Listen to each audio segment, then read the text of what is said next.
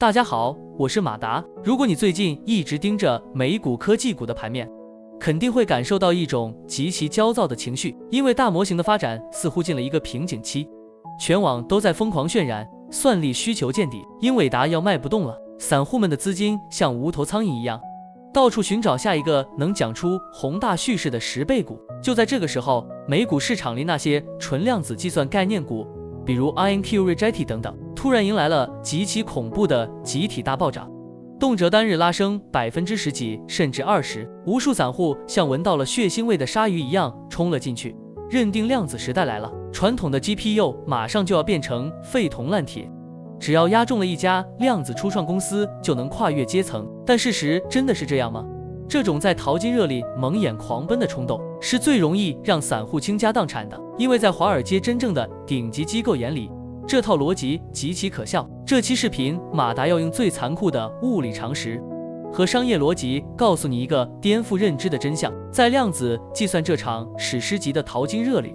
最安全的搞钱逻辑，永远不是下矿坑去挖金子，而是去买那个在十字路口卖水和卖铲子的人。而这个已经把量子时代的终极收费站悄悄建好的人，依然是那个穿着黑皮衣的黄仁勋。这期视频，咱们剥离掉所有玄乎其玄的科幻名词，直接掏出账本，一五一十的算清英伟达在这场量子革命里的底牌。一定要看到最后，看懂了这几本大账，你就会彻底明白，量子计算机的爆发不但不会干掉英伟达，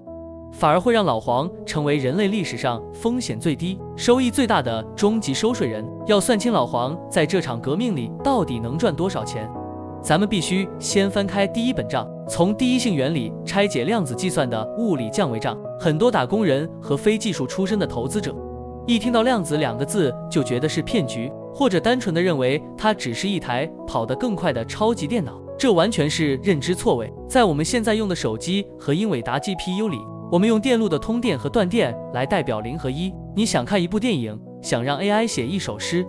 本质上都是在底层疯狂的搬运和计算这堆极其确定的0和1。但问题出在哪？物理学界的大神费曼早就说过一句极其通透的话：大自然不是经典的，如果你想模拟大自然，你最好造一台量子计算机，因为我们这个世界的微观本质是不确定的。如果你非要用极其确定的0和1去强行模拟极其复杂的化学反应、大分子的新药研发或者常温超导材料，计算量会呈指数级爆炸。就算你把全宇宙的硅都挖出来做成芯片，你也算不出答案。所以量子计算根本不是什么更快的 CPU， 它是一条利用微观粒子物理规律直接超进道的全新算法捷径。为了让你像小学生一样听懂，马达给你拆解量子计算的3大核心武器。第一个叫叠加，经典比特只能是0或1，但量子比特可以同时处于0和1的叠加态，50个量子比特就能同时表示1000万亿种状态的概率，这是信息容量的直接升维。第二个叫纠缠，2个量子比特纠缠后，哪怕隔着108000里，你动其中一个，另一个的状态也会瞬间确定，这让它在处理极其复杂的强相关性问题时，简直是降维打击。第三个叫干涉，这也是量子的终极魔法，它并不是真的在同时算出所有答案，而是就像水波一样，让所有错误答案的波浪相互抵消，让正确答案的波浪相互叠加放大，最后正确的答案自己就会浮出水面。这套物理规律直接把原本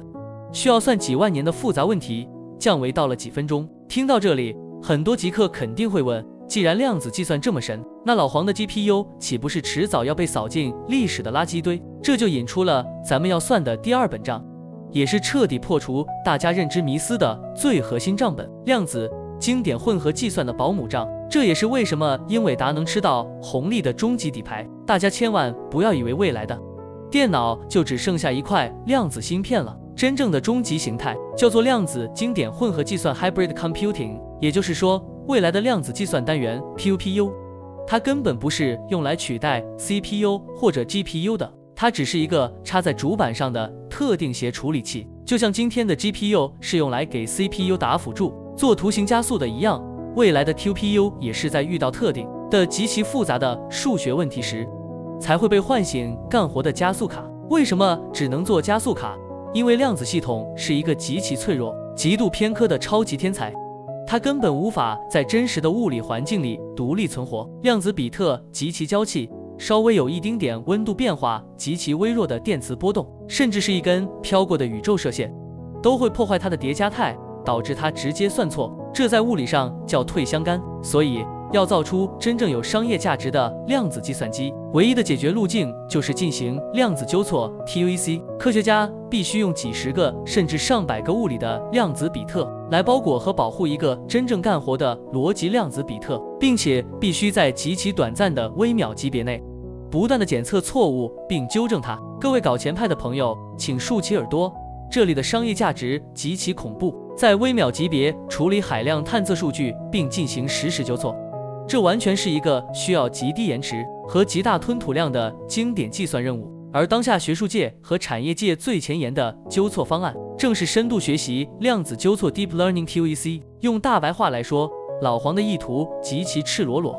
他要用极其庞大的 AI 算力，给这个脆弱的量子天才当贴身保镖和纠错员。为了吃下这笔利润，英伟达直接祭出了实打实的核武器 NVIDIA DGX Quantum。这是英伟达和 Quantum Machines 合作打造的世界上第一个将 GPU 和量子硬件无缝连接的加速架构。它让 GPU 和量子芯片直接对话，用极其恐怖的算力去实时填补量子比特犯下的错误。这也就意味着一个极其硬核的商业闭环。在未来地球上每点亮一台极其昂贵的量子计算机，它的旁边就必须无可救药地捆绑销售几十台甚至上百台极其昂贵的英伟达 GPU 算力集群，来充当它的生命维持系统。这就相当于只要量子计算这个赛道越火，老黄卖出去的用来当保姆的 GPU 就越多，量子越爆发，英伟达的印钞机转得越快。算清楚了技术上的共生关系，咱们最后来算最重要的一本账，老黄零风险的终极生态垄断账。很多去炒纯量子股票的散户，其实是在玩一场极度危险的轮盘赌。目前的量子硬件赛道，超导离子阱、光量子中性、原子等各种技术路线百花齐放，这就像是一场盲盒赌局，谁能笑到最后，根本没人知道。如果你单押某一家初创公司，一旦它的技术路线被证伪，你的投资瞬间清零。但老黄是怎么做这门生意的？从底层逻辑来看，英伟达极度聪明，它根本不碰最基础、风险最大的造物理量子比特这个硬件环节。老黄笃定了一件事，无论你们谁造出了真正的量子机器，这套系统的控制室、发射台、模拟器和导航仪都必须用我的。其实在这个赛道里，微软的 Azure Quantum 和 IBM 的 Qiskit 都在疯狂抢夺生态身位，试图建立自己的量子平台。但英伟达的护城河实在太深了，在真正的量子机器大规模量产之前，全球的科学家必须验证算法对不对，这就需要用超级计算机去硬算模拟。英伟达直接掏出了 cuQuantum 软件库，硬生生把 GPU 阵列变成了地球上跑得最快的量子模拟器。更恐怖的是，面对混合计算架构，程序员总不能一半写普通代码，一半用微波去调量子比特吧。于是老黄掏出了杀手，简 CUDA-Q 统一编程模型，他让全球顶尖的程序员现在就可以像写普通 C++ 或 Python 代码一样，把经典计算和量子计算无缝衔接。微软和 IBM 虽然也懂这个道理，但英伟达拥有100万级别的 CUDA 开发者基本盘，这些天才工程师已经习惯了英伟达的开发环境，这是一种极其庞大的沉没成本。老黄的阳谋就是，不管底层的物理硬件最后是超导赢了还是离子阱赢了，上层的软件生态、代码编译、AI 纠错，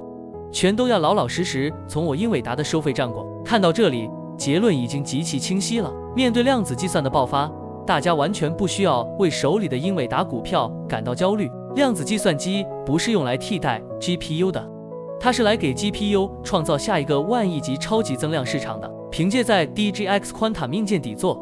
深度学习纠错技术以及 CUDA-Q 开发者生态上的3维降维打击，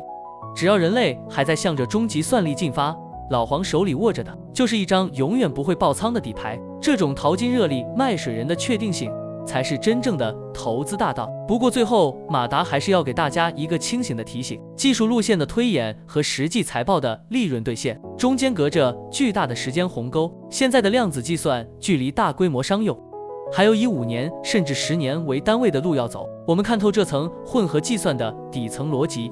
是为了让你在别人盲目炒作概念股时保持清醒的战略定力，理解英伟达长期的护城河到底在哪。这绝不是让你明天开盘就加满杠杆去赌期权。你觉得 AI 智能体和量子计算